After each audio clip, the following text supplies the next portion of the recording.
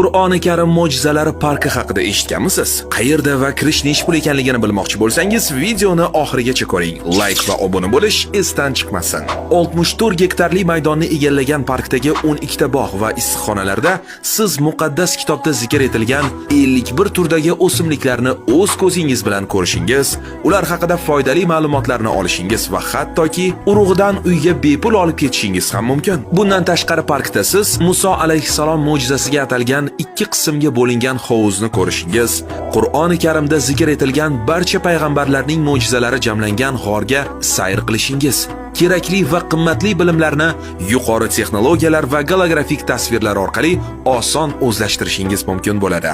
Aytishlaricha, Qur'on kitobi ham sovg'a sifatida berilarmish. Demak, Dubayga borishga yana bir sabab topildi. Ha, Qur'anik park aynan shu yerda joylashgan. Hoziroq aviasales.uz ga kirib, yoz fasli uchun oldindan Dubayga to'g'ridan-to'g'ri chiptani atigi $126 ga, borish qaytishni esa $255 ga sotib olsangiz bo'ldi. Bilasiz, viza ham talab etilmaydi. Parkka kirish esa mutlaqo bepul. Agar issiqxona va g'orning ichiga ham kiraman desangiz, atiga 10 dirham, ya'ni 35 ming so'm to'lash kifoya. Manzilni esa video ostida yozib qoldiraman. Aytgancha, ushbu parkka kim bilan borgan bo'lardingiz? Videoni albatta unga jo'natib qo'ying.